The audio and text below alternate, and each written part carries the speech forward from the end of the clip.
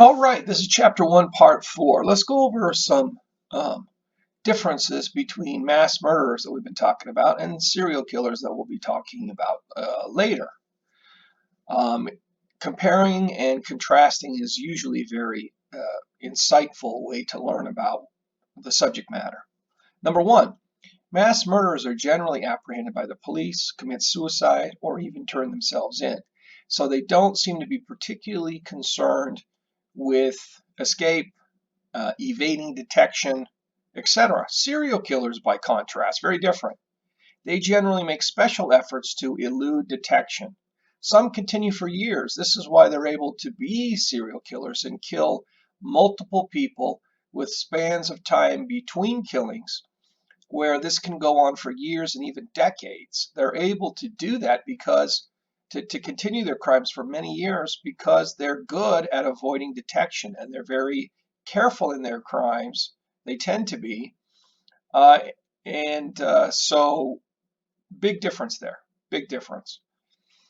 With the mass murders, it's usually a one-time thing. Serial killers, potentially many times.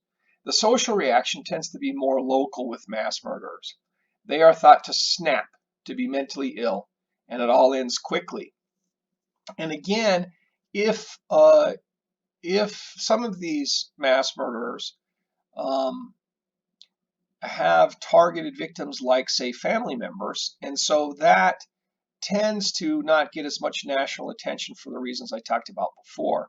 What serial killers terrify people because they tend to uh, attack strangers with a certain random element, although they typically tend to like a certain type of victim. It's a kind of broad category of victim, say like a young woman. And so it can terrify a whole country because it has a random element to it and you don't know where the serial killer is going to strike next. And so it at least historically has tended to get more national attention, the serial killers. But mass murderers have now moved to the forefront, probably because their killings have gotten to be uh, so terrible in terms of the body count, um, and attacking schools, which has happened in the past couple of decades, which with vulnerable populations, with children and that sort of thing, um, and that there's been sort of a decline in serial killers, at least serial killers that kill many people. I think we'll get into this, but this is an area where we've maybe due to things like better detection, we now are more likely to catch a serial killer before he's able to kill 10 or 20 or 30 people. And so might kill 3 or 4 and then get caught and may not get as much high profile attention as some of these famous killers from the past who may have killed dozens of people. Um, Serial killers are more menacing and sinister, are more twisted since they seem to love killing. The fear can persist as long as they are not caught, and it seems like it could be anyone. So again, there is that random aspect to the serial killers. So since they're more long term, and the public may learn that there's thought to be a lot of serial killers out there who haven't been caught yet, that's a way that greater fear can be experienced with these serial killers. But again, that has changed a little bit because we've seen so many of these terrible mass murders. That's really a concern in people's minds nowadays, too. Mass murders kill multiple people in one event. It is often um, the perpetrator's last statement, going out with a bang, going out in a quote unquote blaze of glory. Not the case with the serial killer.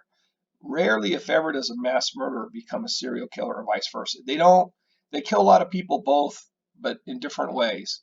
The serial killer is slow with periods of not killing people, periods of time, whereas the mass murderers are typically all in a one-time deal. Uh, and so they're different psychologies. They're different individuals. They're both violent, both terribly violent, but there's a different psychology there. And the serial killer typically will continue committing his crimes as long as he's not stopped for many, many years, even decades, like I said. So they have this compulsion or this desire to do this again and again and again, and don't, a lot of times don't stop until they are caught. Mass murderers, again, just want that one last crime, and that's it, and then they're done. So different psychology there. Now, I've included in taken from the chapter another case study. In this case, we have the rare case of a female mass murderer, Amy Bishop.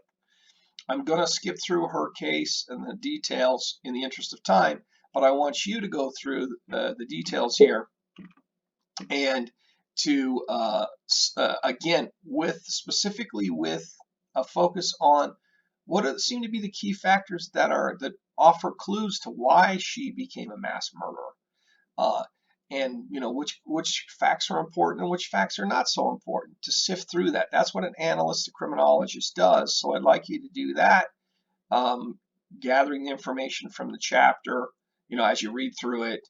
But then also I've summarized that in these PowerPoint slides. So take your own time to go through that. It's an interesting case, and as I say, somewhat of an unusual case, because you don't see this very often with female perpetrators, and you don't see it very often with professors. She was a professor. We professors tend to be a pretty peaceful bunch, but not in the case of not in the case of Amy Bishop.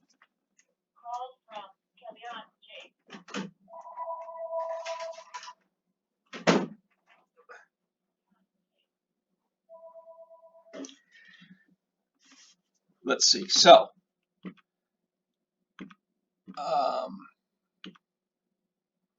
continuing through here, and there's the end of the case study. Now, on to a few more points that we do want to take the time to cover. Spree killers. Now we're sort of moving to a slightly different phenomenon. It's not quite mass murderers, and it's not quite serial killers. They're called spree killers, or sometimes involved in cluster killings.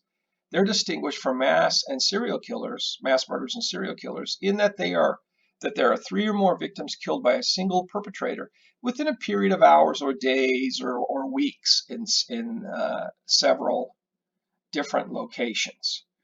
So this is kind of a halfway point where this person goes on a spree killing, where it's a little bit like mass murders in that it's kind of, in a way, it has a feel that it's going out with a blaze, that there's certain people, maybe in several areas, that they're motivated to kill.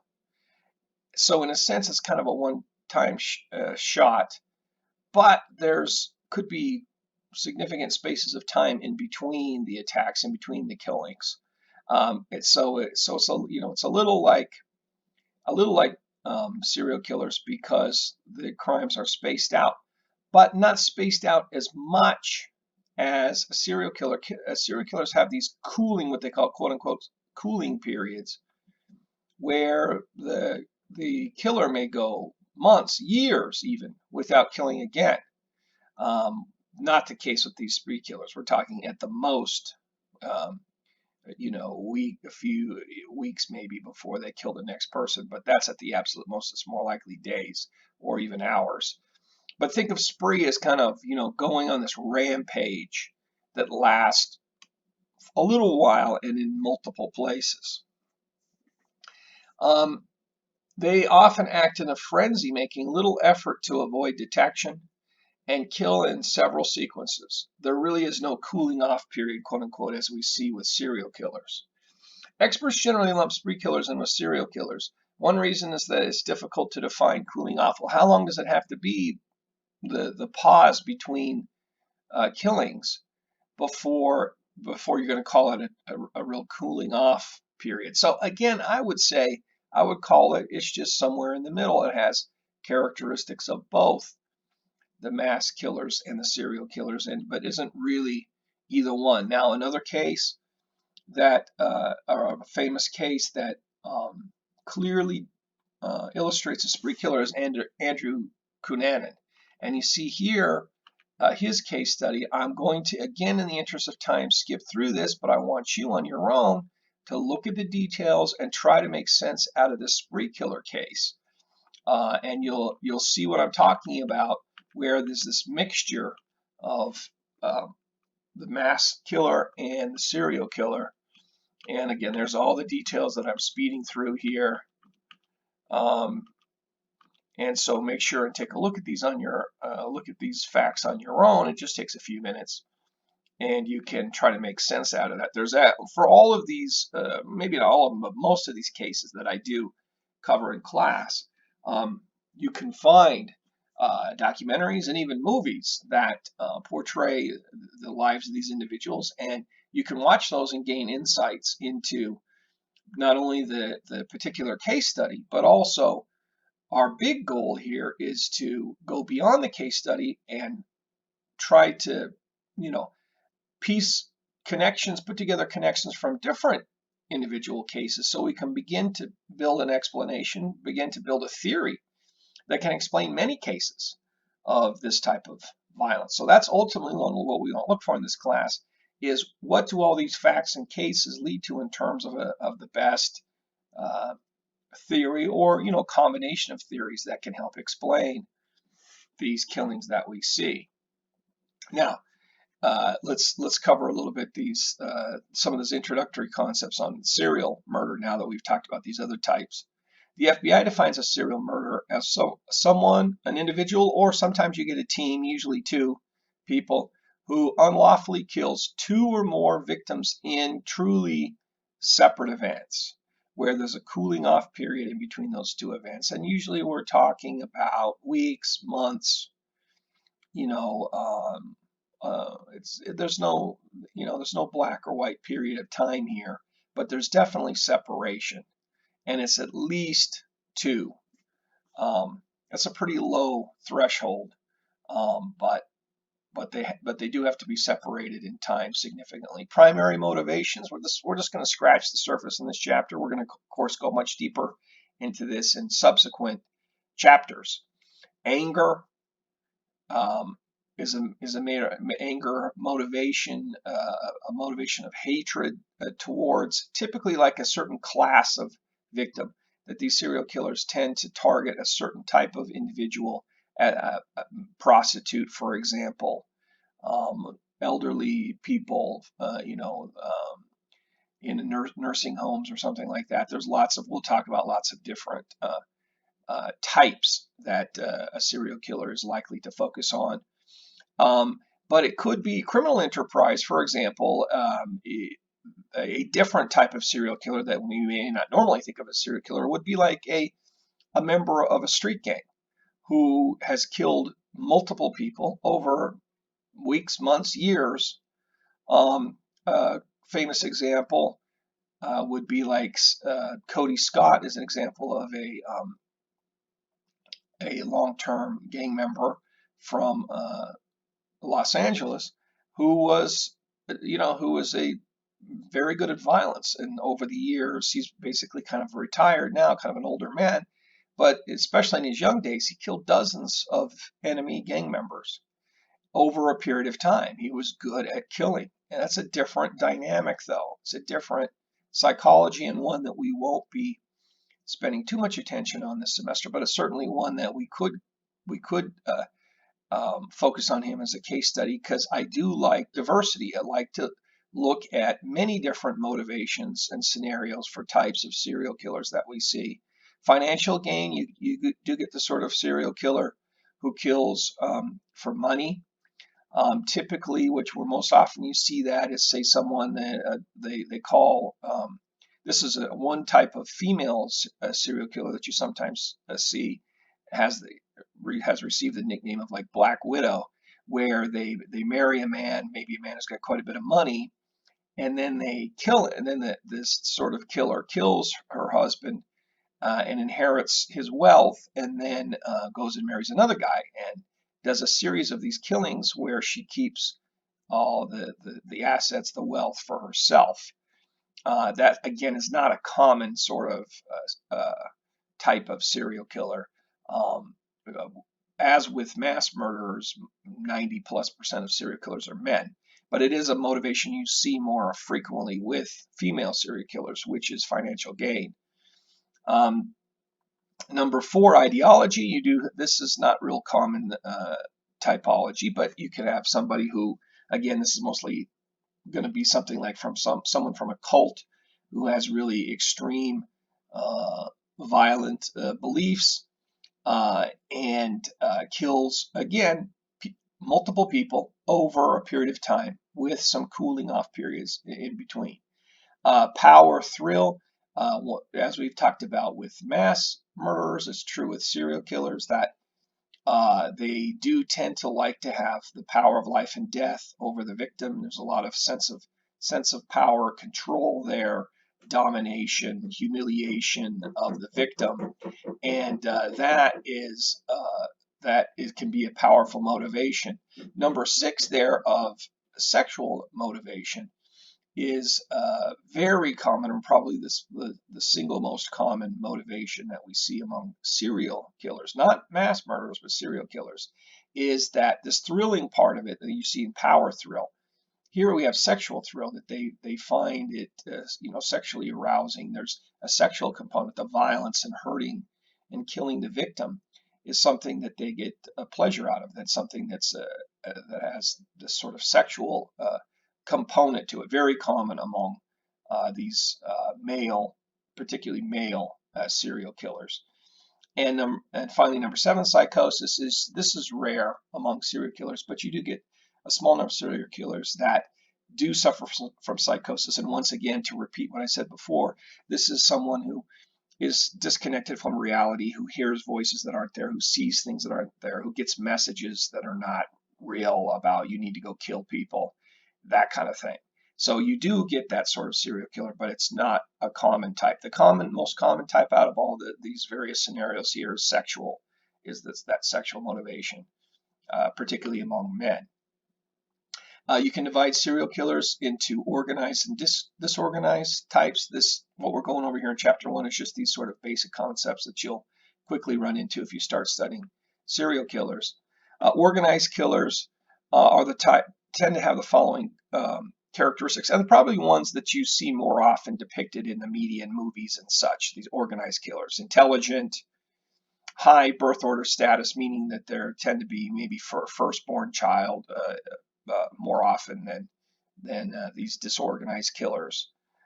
Masculine image, charismatic, socially capable, sexually capable, occupationally mobile, lives with a partner, geographically mobile, meaning that they move around a lot, maybe experienced harsh discipline or abuse as a child, very controlling of their emotions during the crimes, very much in control, cool, cold-blooded, not upset, not emotional, very interested in the media's response to their crimes, liking attention, seeking attention, that aspect that we see with serial killers. And when they're caught and in prison, they tend to be very good, well-behaved model inmates while they're in prison. Now, these are only tendencies. This is a profile, so we have to be careful because it's not always the case. We don't want to stereotype, but these are tendencies that you see, patterns that you often see, and see how this sort of conforms to the movie media image here of that this type of killer tends to have his act together better. He seems to be a high functioning, maybe even somewhat successful individual, maybe an intelligent individual, but it just seems like it's more shocking when you find out that they're a serial killer because they seem together and can appear, at least on the surface, very normal. Can have a family, be married, successful in their careers, at least to some extent. But now I'll keep this in mind that some of this is just surface, is just image, that these serial killers know how to play the game of looking normal and hiding their disturbed thought patterns, their violent desires and behaviors. These guys are good at hiding stuff. But anyways, and then with the model inmate, they know how to behave well. They know how to play the game, right? That sort of thing. So on the surface, they may look normal, but underneath, we know that they're very disturbed individuals. After a crime, these organized killers are likely to, number one, return to the scene of the crime. Number two, to volunteer information, so they'll be willing to confess and tell you a lot of things. Number three, likely to be friendly with the police and expect an interrogation. So again, cooperative with the police goes along with being that model kind of inmate, very cooperative. Moves the body to new locations. Number five, exposes the body to get attention. So, these types have this sort of part of it is sort of an obsessive, compulsive aspect where they like to return to the scene of the crime, act it out again, this fantasy, this sort of coming back to it and being fascinated with it and even exposing it or to other people, to law enforcement, to the public. And it's sort of a fascination with their crimes and their victims and that part of it. The disorganized offender is, as the name would suggest, that these are people who have the lower functioning, that aren't as sophisticated or don't seem as, sort of middle class or, professional, that sort. So these folks are, as I say, lower functioning, tend to have lower than average intelligence, maybe average intelligence, but not above. Low birth order status, so likely to come later in the family and maybe like say the last child or in the middle or something like that. But toward the end, although I don't know how well that has held up with the research, but that's what the claim is. Socially immature, so again less sophisticated, maybe more childlike, more seem to be not particularly mature for their age. Maybe lacking in social skills, not socially skilled like the organized guys. Little dating, school dropout, unemployed father, living alone, having secret hiding places, being nocturnal, meaning that they're night people. They might sleep during the day and up all night. Living or working near the crime scene. Engage. So maybe they don't get around as much too. They may live close to where they work and they may be sort of less mobile than the organized types. Engaged in unskilled work. So again, these are like lower class, working class guys. They may show sort of significant behavioral changes, more instability, not this smooth, stable image like the organized serial killers might have. Less interest in the media attention, less alcohol consumption, which kind of goes against the image that I would have in mind of this. But high anxiety during crime. So these guys are not as cool-headed. Again, they're not as together, not as cold-blooded and unemotional. That they may have more emotions, nervousness, anxiety during the crime, and therefore they could be more likely to get caught. Many of your most famous high-profile cases that killed many people tended to be more in control and cold-blooded, more the organized type. The disorganized type is less likely to get away with it for many, many years. They're just less skilled and can be more emotional about it, more likely to get caught. So following a crime, a disorganized lust killer tends to, one, return to the crime scene, attending the funeral of the victim, number two, keeping a diary, number four, changing employment, becoming religious, number five, number six, experiencing changes in personality, at seven, and submitting personal advertisements to newspapers regarding the victim. So again, that's getting a little bit in the weeds. And there you're talking about lust killer, someone who is sexually motivated, as opposed to having some other sort of motivation. But I don't want to stress on those or go through all of those a lot, because the main thing that I'm interested in you to know in this section right here is just simply this organized, disorganized dichotomy. So you want to know those different characteristics that you tend to see in organized and that you tend to see in disorganized. Figure 1.1, which you can look at in the textbook, presents a useful typology of the variety of victims and methods. Make sure that you take a look at that. There might be a question or two on the first quiz about that. So that'll do it for chapter 1.